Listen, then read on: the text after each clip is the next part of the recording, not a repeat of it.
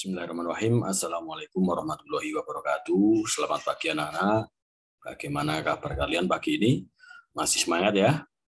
Semoga kalian semuanya diberikan kesehatan sehingga bisa mengikuti pembelajaran secara daring atau PDR ya.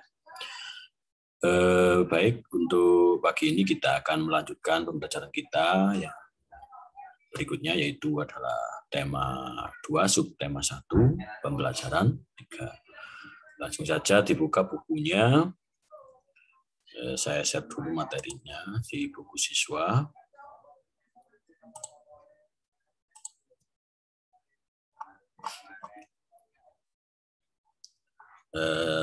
Anak-anak bisa membuka bukunya masing-masing di halaman 63 ya, pembelajaran 3. Nah, kerjasama merupakan hal yang sangat penting dalam mencapai tujuan sebuah kelompok. Apakah kamu pernah melakukan kerjasama untuk mencapai suatu tujuan? Nah, tentunya kalian pasti pernah bekerja sama untuk mencapai suatu tujuannya. Khususnya dalam sebuah permainan. Nah, ayo kita amati gambar di atas ini menceritakan sekelompok siswa yang sedang bermain ayam dan elang. Dalam permainan ini, sekelompok siswa berperan sebagai ayam dan mereka mempunyai tujuan untuk melindungi diri dari serangan elang. Bagaimana tujuan tersebut dapat tercapai? Apa yang harus dilakukan oleh setiap anggota kelompok? Nah, untuk memahaminya, kita baca bacaan berikut. Cara bermain, petunjuk bermain ayam dan elang.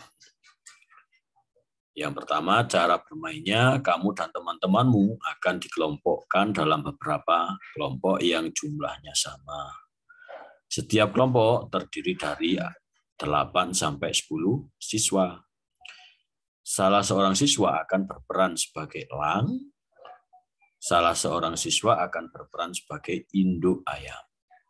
Sisanya akan berperan sebagai anak ayam. Nah, elang akan mengejar dan menangkap anak ayam satu persatu.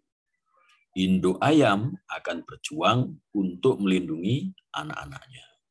Nah, peraturannya seperti ini ya. Elang akan mengejar dan menangkap anak-anak ayam. Induk ayam akan melindungi anak-anaknya dengan menghalangi elang.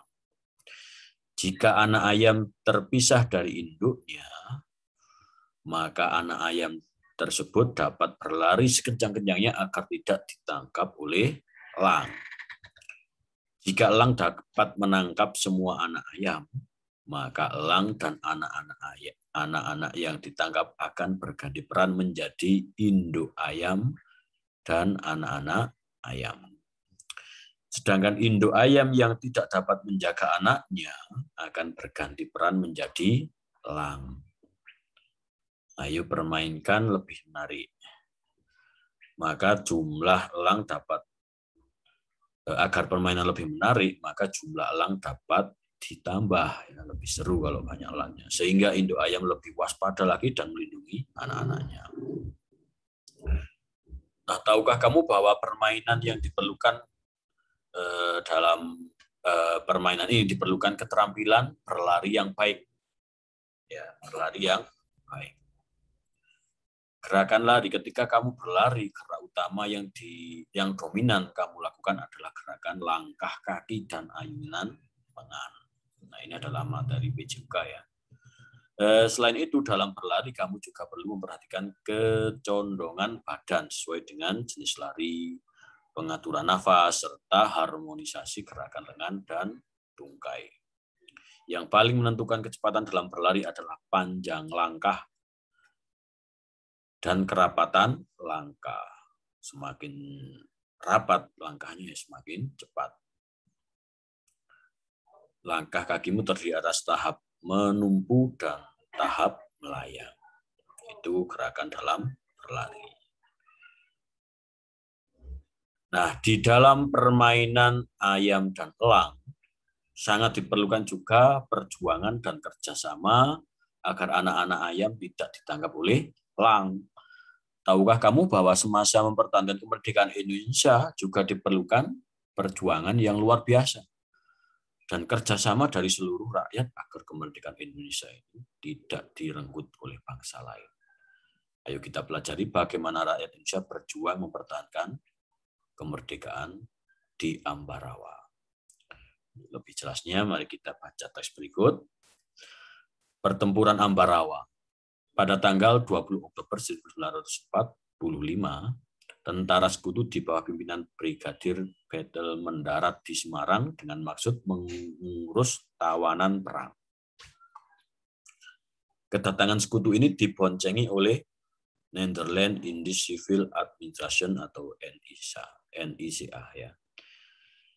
Namun ketika pasukan sekutu dan NICA telah sampai di Ambarawa dan Magelang untuk membebaskan para tawanan tentara Belanda, para tawanan tersebut justru dipersenjatai sehingga menimbulkan kemarahan pihak Indonesia. Nah, maunya membebaskan tawanan, tapi tawanannya malah diberi senjata. Ini sangat menimbulkan kemarahan pihak Indonesia. Nah, pada tanggal 26 Oktober 1945, di kota Magelang terjadi pertempuran antara pasukan Tentara Keamanan Rakyat atau TKR dengan pasukan gabungan Inggris dan NICA. Insiden tersebut terhenti setelah Soekarno dan Brigadir Bedel melakukan perundingan dan memperoleh kata sepakat. Namun ternyata pihak sekutu mengingkari janji. Pada tanggal 12 Desember 1945, pertempuran berkobar di Ambarawa. Kolonel Sudirman langsung memimpin pasukannya yang menggunakan teknik gelar supit urang atau pengepungan rangkap dari kedua sisi sehingga musuh benar-benar terkurung. Setelah bertempur selama 4 hari, pada tanggal 15 Desember 1945, pertempuran berakhir. Indonesia berhasil merebut Ambarawa dan sekutu dibuat mundur. Kemenangan ini diperoleh berkat kerjasama dari seluruh rakyat di Ambarawa. Kemenangan pertempuran ini kini diabadikan dengan didirikannya Monumen Palagan Ambarawa dan diperingati sebagai Hari Jadi TNI Angkatan Darat atau Hari Juang Kartika. Nah, setelah kalian membaca teks di atas, tugas kalian adalah melengkapi peta pikiran dengan menggunakan kalimat efektif. Pertempuran Ambarawa, ya, melengkapi peta pikiran tersebut meliputi apa yang terjadi, mengapa terjadi pertempuran Ambarawa, siapa yang bertempur, ya, di mana terjadi pertempuran Ambarawa, kapan terjadi pertempuran Ambarawa, bagaimana pertempuran Ambarawa terjadi, ya. Tulis dengan tulisan yang bagus, bahasa yang baik, ya, dan kalimat efektif. Nah, setelah itu bisa kalian simpan, nanti dikumpulkan pada saat masuk. Nah, lanjut. Pertempuran Ambarawa merupakan salah satu pertempuran yang sangat bersejarah dalam upaya mempertahankan kemerdekaan Indonesia. Tentunya pertempuran tersebut memiliki makna sejarah bagi seluruh rakyat Indonesia. Baca kembali teks pertempuran Ambarawa dan peta pikiran yang sudah kamu buat. Kemudian jawab pertanyaan berikut.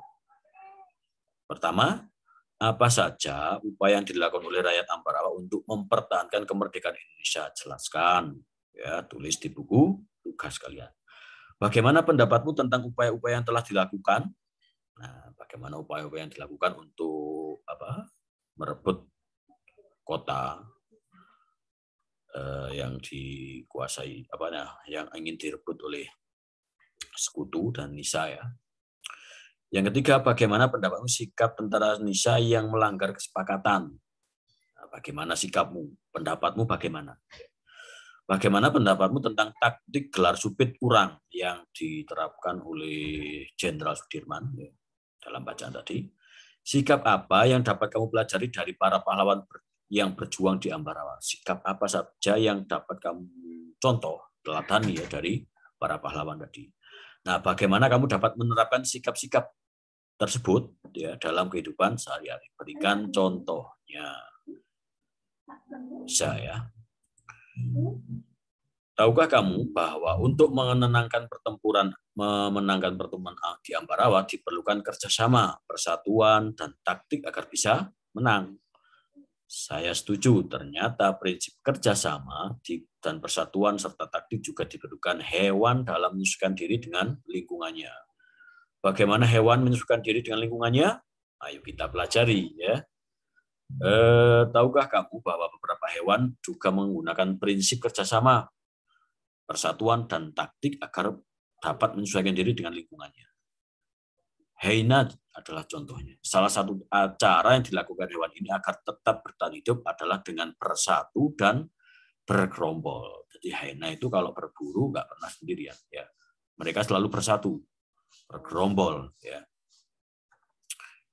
Mari kita baca bacaan berikut. Hyena adalah hewan paling pintar di dunia. Apabila ada anggapan bahwa simpanse, anjing, dan lumba-lumba adalah hewan terpintar saat ini, mungkin pernyataan tersebut betul, namun kurang tepat. Menurut penelitian, hewan terpintar di muka bumi adalah hyena.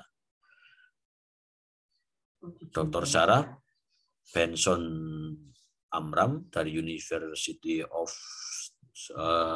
Stanford mengatakan bahwa hyena adalah hewan terpintar karena binatang tersebut dapat mengatasi masalah secara naluri dan juga dapat berhitung. Kok bisa ya? Dalam penelitiannya, Sarah berhasil menyimpulkan bahwa tingkat kepintaran seekor hewan ditentukan dari cara mengatasi masalah. Hyena mempunyai strata sosial lebih tinggi dari jenis lainnya dan dapat mempertahankan wilayahnya dengan cara memanggil rekan mereka. Hyena akan mengusir hewan lain yang masuk ke wilayahnya dengan cara bergerombol. Hewan ini dapat menghitung jumlah penyusup di wilayahnya dan memperkirakan berapa rekan yang harus hadir untuk mengusirnya. Hyena mempelajari cara untuk mengatasi masalah dari kesalahan dan percobaan. Hal ini seperti yang dilakukan manusia ketika menghadapi masalah. Ungkap Sarah seperti yang dikutip Telegraph tanggal 9 bulan 9, dia juga menjelaskan bahwa walaupun banyak hewan lain yang melakukan metode seperti yang dilakukan hyena, namun hewan ini lebih cepat dalam melakukannya. Hyena lebih kreatif daripada hewan lainnya. Lanjut Sarah. Mungkin di kemudian hari, karena dikatakan lebih pintar, maka NASA dapat menggunakan hyena sebagai penelitian keluar angkasa. Selama ini NASA hanya menggunakan simpanse dan beberapa hewan kecil lainnya untuk hal tersebut. Dikutip dari sumber merdeka.com. Selanjutnya, tugas kalian adalah menjawab pertanyaan di bawah. Bagaimana cara hyena mempertahankan diri dari wilayahnya? Apa perbedaan hyena dengan hewan lainnya dalam mengatasi masalah? Yang ketiga, tulis kesimpulanmu tentang bacaan tersebut. Kamu sudah mengetahui bagaimana hyena mempertahankan diri. Sekarang kita akan mencari tahu bagaimana cara hewan lain beradaptasi. Yang pertama, perhatikan gambar dan baca teksnya ya. Yang pertama adalah kamuflase. Contohnya adalah belalang sembah apa kamuflase itu. Kita pelajari, hewan ini menyesuaikan diri dengan kondisi tempat yang sesuai dengan tubuhnya. Misalnya belalang daun dan belalang sembah. Belalang ini sering hinggap pada daun untuk menyesuaikan diri warna dan bentuk tubuh. Jadi kamuflase itu adalah bentuk penyesuaian diri dengan penyamaran ya. Dia menyamar tubuhnya seperti warna daun. Yang kedua adalah mimikri. Contohnya adalah bunglon, yaitu menyesuaikan diri dengan mengubah warna kulitnya sesuai dengan tempatnya berada. Misalnya ketika bunglon berada di batang kayu, warna kulitnya berubah dari hijau menjadi kecoklatan, dan dari kehitaman atau sebaliknya. Perubahan warna ini membuat bunglon mampu membaur dengan lingkungannya. Perubahan warna bunglon sesuai dengan lingkungannya ini dinamakan dengan mimikri. Yang ketiga, autotomi atau melepas bagian tubuh. Nah, contohnya adalah cecak. Kita lihat bagian cecak itu adalah memotongkan bagian tubuh berupa ekor ya.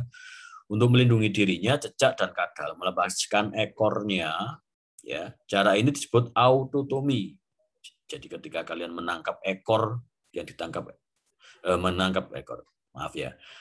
kalian menangkap cecak, kemudian kalian pegang ekornya, maka pasti akan patah ya, mematahkan ekornya dan cecak itu akan lari. Nah, cara seperti ini dinamakan autotomi. Ekor yang telah putus akan tumbuh lagi seperti semula. Itu namanya autotomi. Yang keempat, menggulungkan diri terjadi pada binatang terenggiling. Terenggiling melakukan penyesuaian diri dengan menggulungkan tubuhnya membentuk spiral. Cara ini dilakukan untuk melindungi diri dari serangan musuh. Contoh hewan lain yang menggulungkan diri adalah lebah. Nah, sekarang ayo cari tahu bagaimana hewan berikut menyesuaikan diri. Kalian cari sendiri, ya, cari di beberapa sumber, bisa dari internet, dari Google ya. Cumi-cumi bagaimana cara menyesuaikan diri. Yang kedua adalah walang sangit, ya, walang sangit. Jadi kalian tulis di buku tugas ini ya. Cumi-cumi melindungi diri dengan walang sangit melindungi diri dengan atau beradaptasi dengan ya siput beradaptasi dengan. Tulis kesimpulanmu tentang hewan yang berada pada diagram berikut. Ya, cari hewan-hewan tertentu yang memiliki cara adaptasi yang unik ya. Kemudian kalian tulis dalam diagram berikut. Sementara itu dulu yang dapat saya jelaskan ya. Semoga bisa kalian pahami, semoga bermanfaat, menambah wawasan kalian. Dari saya cukup sekian, kurang lebihnya mohon maaf dan selamat belajar, tetap semangat, jaga kesehatan ya. Saya Iri, wassalamualaikum warahmatullahi wabarakatuh.